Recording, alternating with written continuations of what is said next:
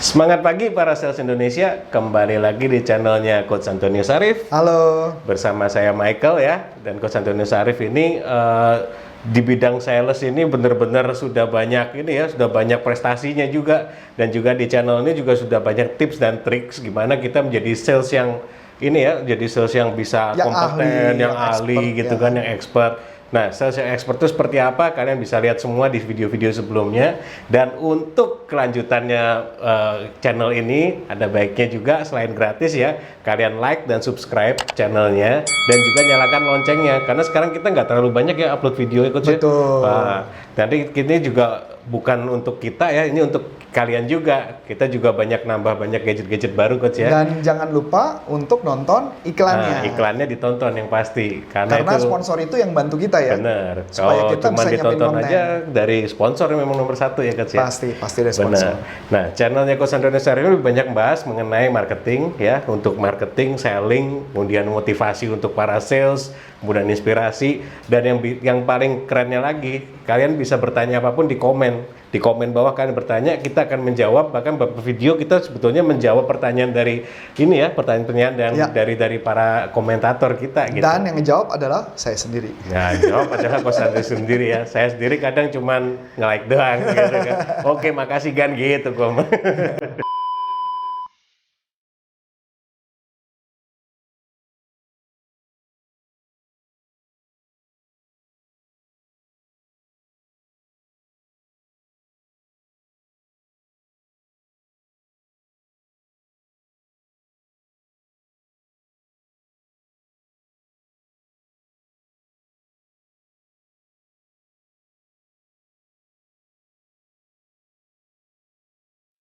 Nah, yang paling penting satu, Coach. Ya. Gimana kalau misalnya kita sudah ketemu orangnya ya, Ya. paling nggak PIC yang person in charge yang bisa kita ajak appointment atau segala macam. Gini aja deh, kirim penawaran dulu. Nah, itu gimana tuh, Coach? Kitanya kan kadang kok kirim penawaran dulu gitu kan, atau kalau kita kirim penawaran dulu, kita belum kenal juga gitu kan, perusahaannya pengennya seperti apa, kita belum tahu bener-bener needs-nya mereka. Jadi agak parno juga ngirim kayak gitu, Coach. Seperti apa itu, Coach? Pertanyaan Michael tadi yang menarik. Tolong dong kirimkan proposal. Nah, itu, Coach. Ya kan? Kirimkan proposal. Itu dikirimkan apa enggak? Saya jawab tidak. Nggak perlu dikirim, Coach. Nah, ini menarik. Dikirim tapi kirimnya bukan proposal tapi informasi mengenai perusahaan. Oh, company profile-nya berarti ya? Kenapa? Nah, ini menarik.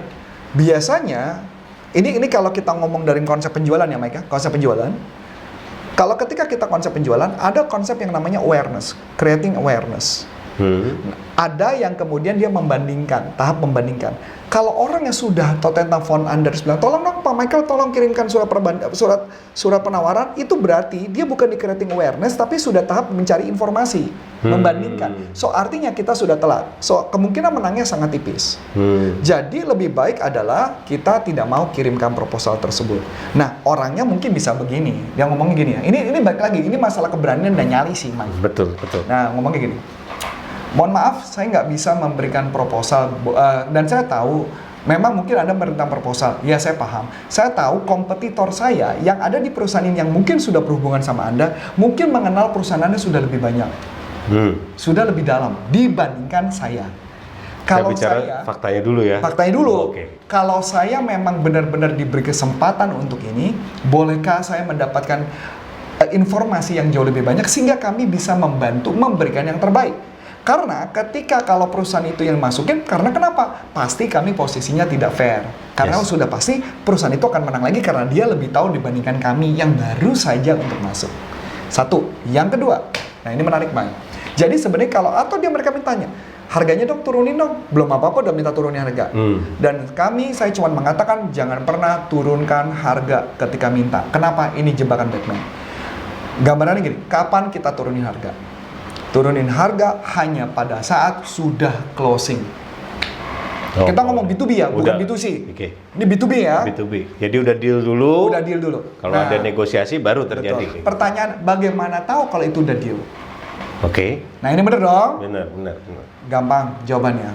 Kalau dia sudah nelfon kita dan ngomong begini, Pak, kami tertarik dengan Bapak dan kami mau masuk jauh lebih dalam, tetapi kami punya konsen mengenai harga. Berarti itu problemnya tinggal price doang gitu Price ya? doang. Tapi ingat ya, ini dalam konteks artinya sudah menggali informasi, udah menemukan kebutuhan, sudah handling objection, sudah tinggal bagian akhir, final, itu baru harga. Jangan dari awal sudah harga. Kalau dari awal sudah harga, sudah pasti kita Sudah kalah. habis ceritanya gitu. Habis. Hai teman-teman, kita ada channel baru nih, channelnya Coach Arif mengenai NLP. Untuk teman-teman yang penasaran NLP itu apa dan kegunaannya di kehidupan sehari-hari, jangan lupa di subscribe ya di channel NLP Leadership Indonesia. Thank you. Begitu Nah, nanti sampai negosiasi minta turun lagi. Kita turun lagi karena pada dasarnya akan begitu. Jadi buat kita secara pribadi lebih baik kita tunggu sampai closing. Tahu dari mana closing? Tadi rumusnya.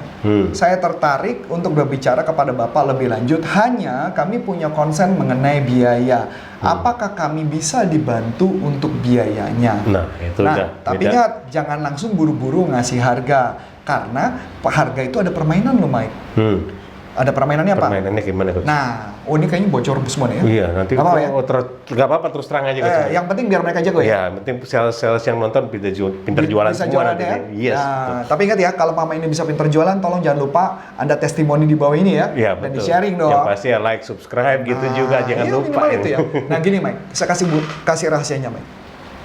Misalkan contoh, kita contoh ya, walaupun ini kita nanti saya nggak tahu ya nanti di sini pakai nanti mungkin ada tulisan, jadi ada tulisan mungkin nanti ngebantu ya.